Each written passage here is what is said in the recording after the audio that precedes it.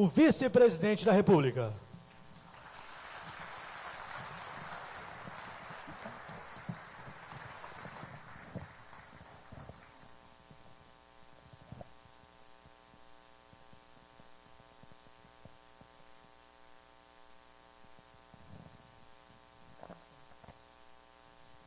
Minha esposa, Paula Mourão.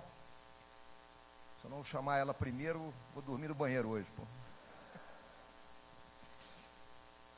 Doutor Sérgio Moro, ministro da Justiça e Segurança Pública, senhora Rosângela Moro, meu contraparte neste governo do Paraná, meu amigo Darcy Piana, desembargador Adalberto Xisto, presidente do Tribunal de Justiça do Paraná, por intermédio de quem parabenizo todos aqueles que foram agraciados aqui hoje.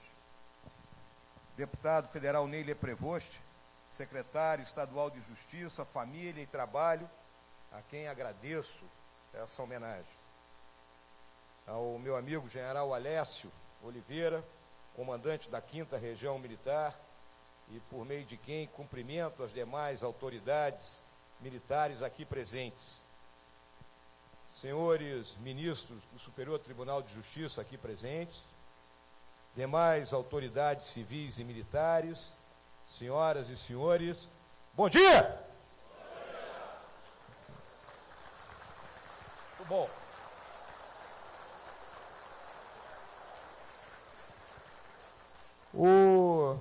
O Ney, durante as palavras dele, ele se referiu à imprecisão da vida e, por outro lado, também colocou sob o turbilhão dos mares. E, realmente, a era que nós estamos vivendo hoje é uma era de mares revoltos, de céus um tanto quanto cinzentos, porque o mundo se encontra num momento de mutação, num momento de transformação.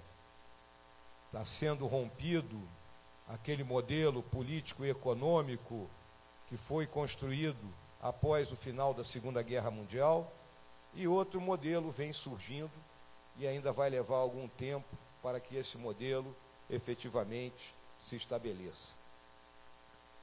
Desde os primórdios aí da humanidade, sempre se buscou que houvesse um equilíbrio de poder para que as pessoas conseguissem viver em paz, tivessem a sensação de segurança e, a partir daí, pudessem ter o progresso, não só pessoal, mas como também material.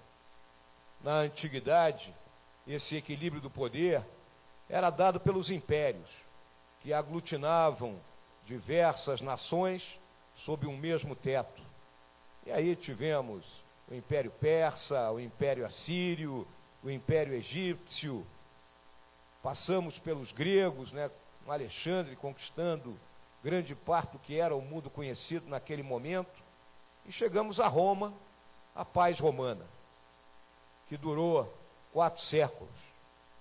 Rompida essa paz romana, entramos na Idade Média, confusão onde no mundo conhecido, até que ali no século XVII termina a Guerra dos 30 Anos, em 1648, e se cria um processo de paz que é considerado, digamos assim, o paradigma da moderna diplomacia e do relacionamento entre nações, que é a Paz de Westfália, que buscou exatamente que houvesse esse equilíbrio de poder entre aquelas nações daquilo que geopoliticamente chamamos o centro do mundo, a ilha do mundo, que é a velha Europa. Quase 400 anos se passaram, inúmeros conflitos ocorrendo, e nós chegamos no momento atual, onde temos uma grande potência, que são os Estados Unidos da América. Não podemos jamais negar potência que se destacou ao longo da sua história por ser o farol da liberdade, por ser o farol da democracia, por representar para a civilização ocidental os melhores ideais que todos nós um dia buscamos. Os Estados Unidos, como eu estava dizendo, ainda são uma potência militar, tecnológica, econômica, mas hoje eles se veem ameaçados pelo avanço inexorável de outra potência, que é a China. Para muitos de nós, pode parecer surpreendente esse avanço da China, mas quem se dedicou ao estudo da história vai se dar conta que ao longo dos últimos 20 séculos, apenas em 2 séculos e meio, a China não foi a maior potência do mundo. Pois bem, a China, ao longo dos últimos 40 anos, rompeu e deixou para trás, né, aquelas estruturas comunistas clássicas e avançou com um regime muito peculiar, obviamente, na direção de um capitalismo. E a partir daí, ingressa na Organização Mundial do Comércio e disputa palmo a palmo a liderança do processo econômico mundial junto com os Estados Unidos. Óbvio que temos outras potências que atuam, como a Rússia, que muitos pensavam que ficaria para trás após a dissolução da União Soviética, mas a Rússia tem também o seu potencial, assim como as nações da Europa Ocidental, como a França, como a Alemanha, como a Grã-Bretanha, vivendo o seu dilema na questão do Brexit, né? E isso gera essa insegurança toda. Vivemos uma guerra comercial, né? Vivemos uma guerra tecnológica. Por quê?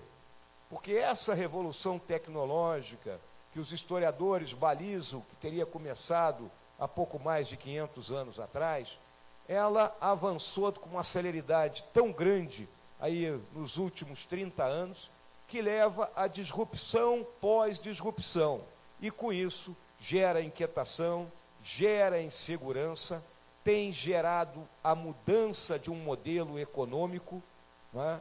Aquele modelo da produção em massa, hoje ele vai se transportar para aquilo que é o modelo da economia do conhecimento, onde a tecnologia tem um papel preponderante e fundamental. E além da tecnologia, temos que ter gente extremamente qualificada para empregar essa tecnologia. Então, dessa forma, vemos que a desigualdade aumenta, né, fruto dessa revolução tecnológica, porque está havendo uma acomodação no mercado.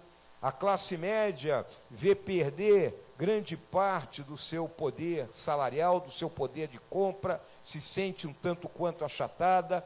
A porção mais rica dos diferentes povos, ela aumenta o seu acúmulo de capital, e a porção mais pobre diminui mais ainda esse acúmulo de capital. As pessoas sentem essa insegurança, principalmente os jovens que olham para frente e dizem: aonde eu vou me colocar disso? Qual é o meu futuro? Por outro lado, aqueles que já chegaram na faixa aí dos 50, batendo nos 60 anos, que tinham uma visão de que naquele momento seria a sua aposentadoria após 30 e poucos anos de trabalho, começam a entender que esse modelo também se esgotou. Se esgota porque estamos vivendo mais. Se esgota porque a tecnologia, a pesquisa e o desenvolvimento deram novas armas à medicina que nos permitem viver mais. Já se diz que a primeira pessoa que vai viver 150 anos já nasceu. É algum guri que está perambulando por aí.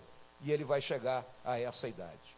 Então, todos os povos, todos os governos têm essa responsabilidade de conseguir reequacionar e redimensionar o que está acontecendo em seus diferentes países. E aí ocorrem protestos. Protestos que nascem da noite para o dia, conduzidos de uma forma totalmente diferente. Nós ainda temos gente que tenta organizar protestos no modo antigo, né? Na base do carro de som. Isso morreu. Protesto hoje é organizado via rede social. A rede social ela deu voz para um sem número de pessoas que não tinham voz. E tudo se discute, tudo se debate. E isso gera também uma crise de valores, uma discussão eterna sobre quais são os valores que vão balizar, né, a nossa vida na Terra nesse momento.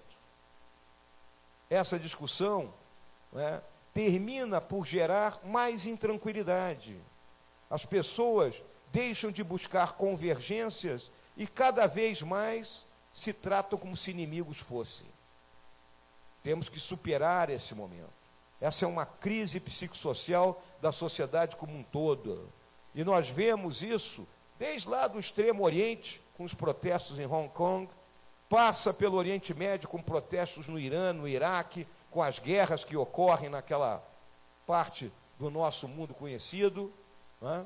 Chega à França com a questão dos coletes amarelos e agora, dos últimos dias, o presidente Macron tendo que enfrentar protestos pela nova reforma do sistema previdenciário que eles têm que passar, e chegamos aqui à nossa vizinhança, à nossa América do Sul, onde todos se surpreendem porque da noite para o dia, países que viviam sobre uma relativa estabilidade, né, viram, né, de um momento para outro, em uma situação totalmente inquieta, como o caso aí da nossa vizinhança no Chile. Portanto, senhoras e senhores, esses fenômenos modernos, né, são o grande trabalho que os governos têm hoje para entender e tomar as medidas e as decisões que sejam necessárias. Governos que estão realmente preocupados com o futuro das pessoas a quem eles representam e do país para o qual eles foram responsabilizados, têm que olhar para políticas de Estado e não políticas de governo. E é isso que o presidente Jair Bolsonaro vem fazendo, desde o primeiro dia em que ele chegou ao governo. Senhoras e senhores, não há democracia sem justiça, não há justiça sem democracia. Então, a democracia é pilar da civilização ocidental. Se diz hoje que a democracia liberal está em xeque, mas vamos lembrar que no começo do século passado, a democracia liberal venceu o imperialismo na Primeira Guerra Mundial. A democracia liberal venceu o nazifascismo na Segunda Guerra Mundial. E a democracia liberal venceu o comunismo internacional ao longo do período da Guerra Fria. Então, temos que acreditar no sistema democrático. Temos que manter as suas instituições funcionando. E temos que procurar o tempo todo melhorar essas instituições. A nossa Constituição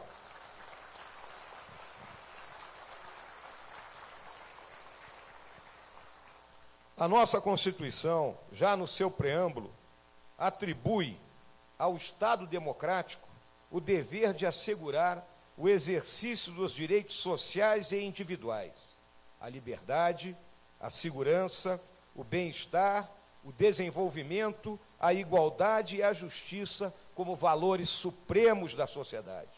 Esses são os pilares, é o farol da nossa civilização. Esses valores e princípios tornam-se pujantes no governo do presidente Bolsonaro, de forma simples e sem sobressaltos, porque nós estamos fazendo e nos pautando pela nossa Constituição.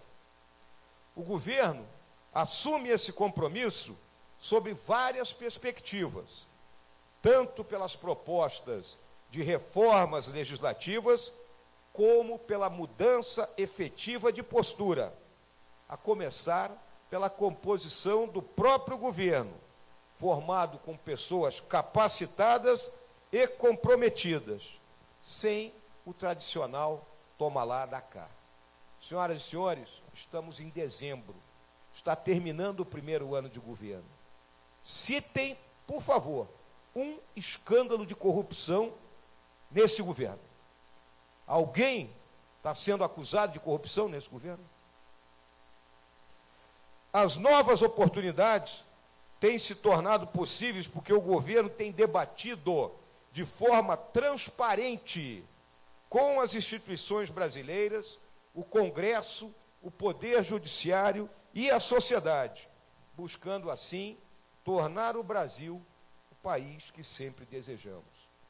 Senhoras e senhores, a visão do presidente Bolsonaro é que o destino manifesto do Brasil é ser a mais próspera e mais pujante democracia liberal ao sul do Equador. Quando nós olhamos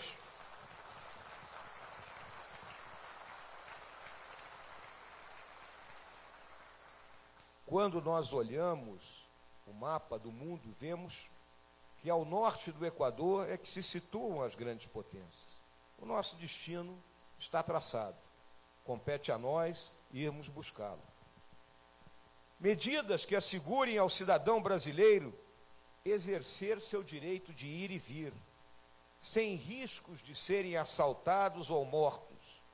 Essas medidas são indispensáveis para a efetivação da democracia. São essas preocupações que balizam o trabalho do doutor Sérgio Moro.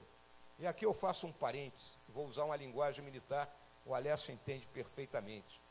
Se eu tiver que ir para a guerra, o Moro faz parte da minha tropa.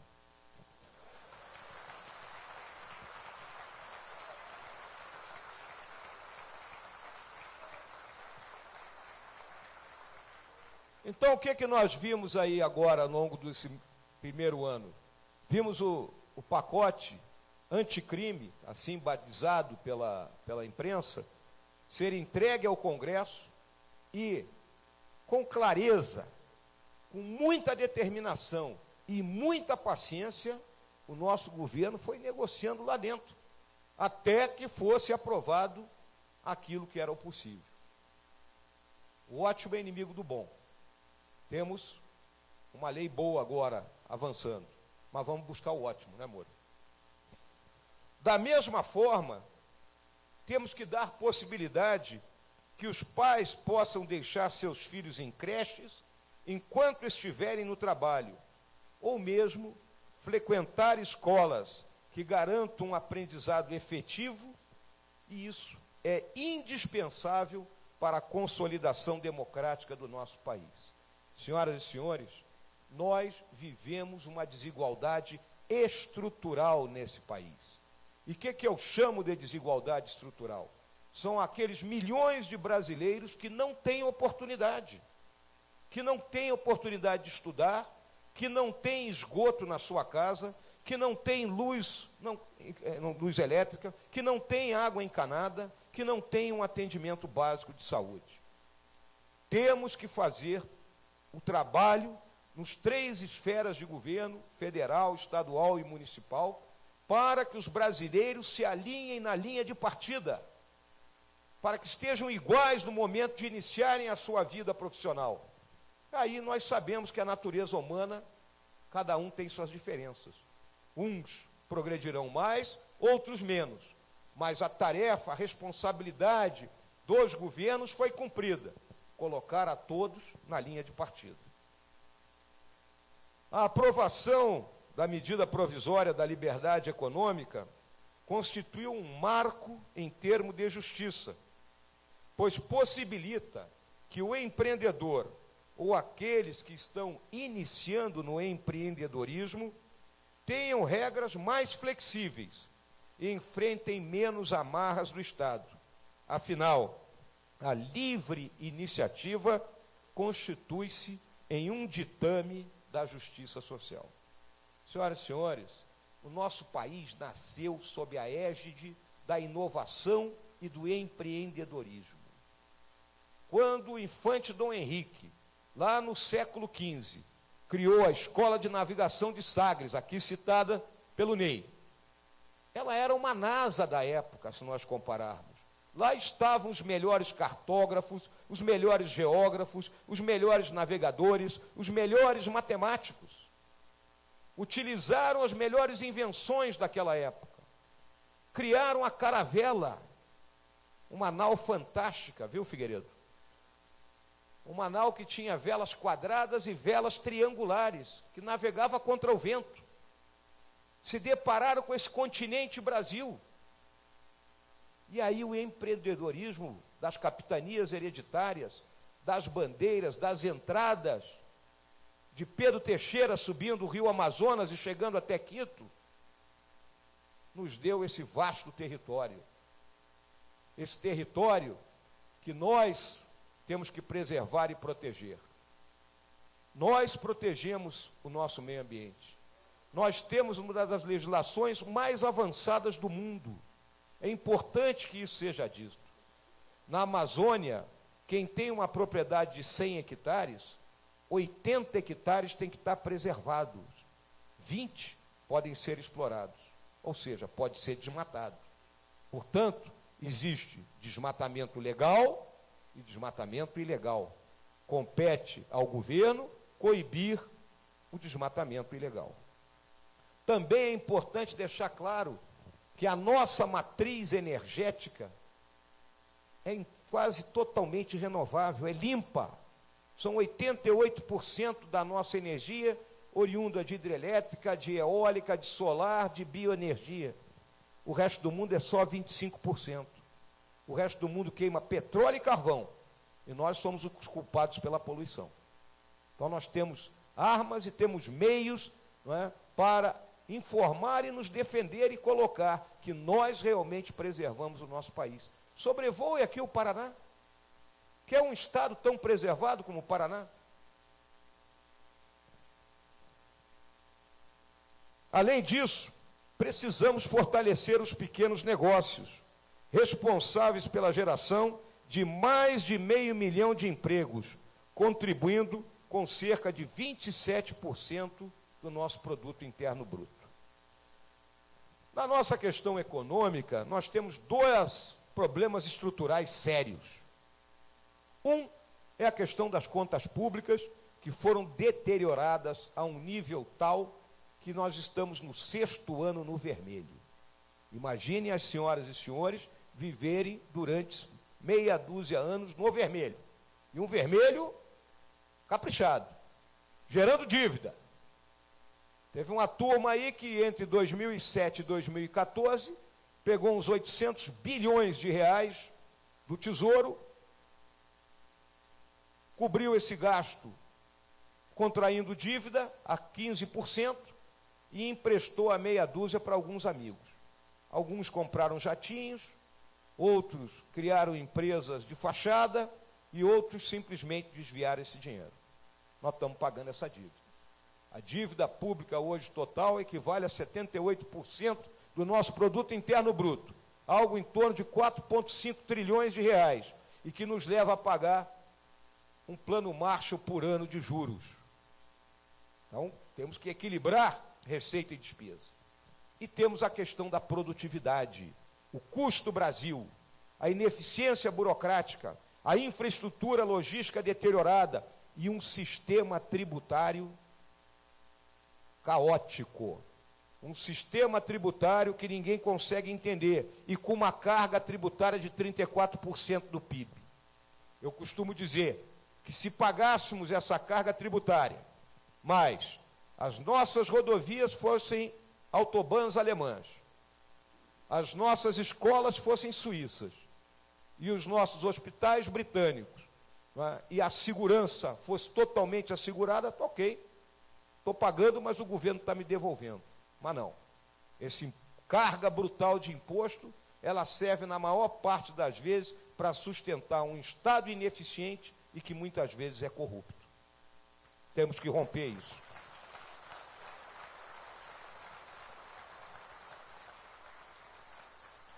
Então, na busca do equilíbrio da receita e despesa, a aprovação da reforma da Previdência foi um passo relevante para tornar o Brasil um país mais justo, na medida em que viabiliza para as próximas gerações a garantia de que receberão aposentadoria e outros benefícios previdenciários ou sociais. Da forma como estava o nosso sistema previdenciário, ele rompia um dos pilares básicos da civilização ocidental, que é o pacto de gerações. Nós que somos mais velhos iríamos desfrutar, mas a garotada mais nova ia trabalhar do berço ao túmulo, sem descanso, porque não teria uma mínima aposentadoria para receber. Para atuar na área da produtividade, temos que ir para a reforma tributária, de modo que o sistema de arrecadação se torne mais justo, tá? Porque a própria Constituição determina a necessidade de ser observada a capacidade contributiva do contribuinte. E aí vamos tocar num outro aspecto da justiça, a justiça fiscal. Quem ganha mais, paga mais. Quem ganha menos, paga menos. Essas medidas concretizam o compromisso do presidente Jair Bolsonaro em garantir às gerações futuras uma vida melhor. Winston Churchill dizia que o estadista é aquele que pensa nas próximas gerações e não nas próximas eleições. Essa é a visão do presidente Bolsonaro.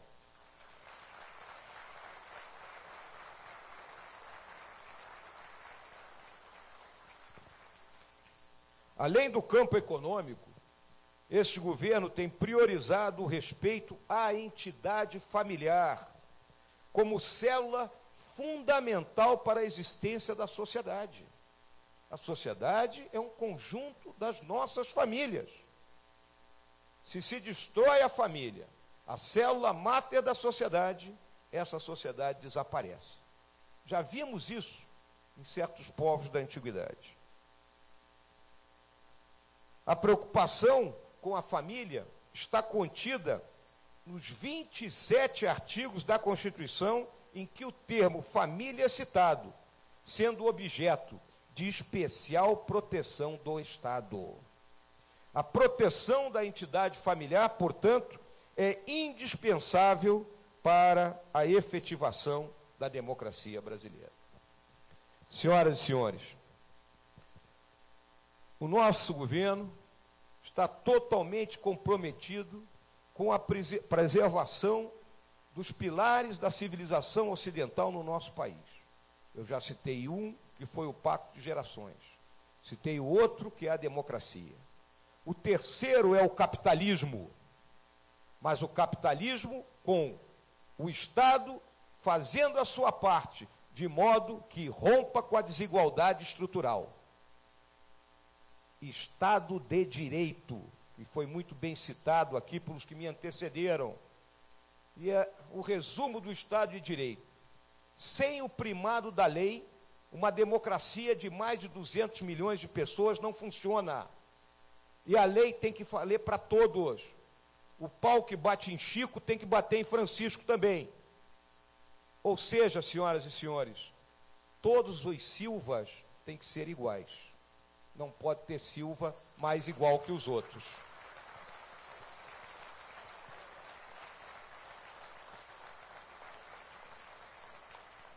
E para que uma nação ocidental seja forte, a sociedade civil tem que fazer a sua parte. As diferentes entidades, como as nossas associações comerciais, Federação de Indústria, né, elas têm que pressionar os seus escolhidos, trazer as suas ideias, debater essas ideias, porque aquilo que vem do seio da sociedade é o que realmente é o necessário a ser feito. Não é pura e simplesmente, a cada 4 anos, comparecer na sua sessão eleitoral, apertar um botão e agora diz assim, a bola está com eles, eu não tenho nada a ver com isso. Não, todos nós temos a ver com isso. Por quê? Porque todos nós queremos mudança, mas para que haja mudança, cada um de nós tem que mudar. Temos que cada um de nós fazer a nossa parte como indivíduos. E, finalmente, como neto de um desembargador, que foi presidente do Tribunal de Justiça do Estado do Amazonas, é uma satisfação muito grande para mim, Ney, ter recebido essa honraria, vinda de uma secretaria que tem suas atribuições desenvolver políticas públicas voltadas à proteção da família, para a justiça e para o trabalho. Senhoras e senhores, muito obrigado pela atenção de todos.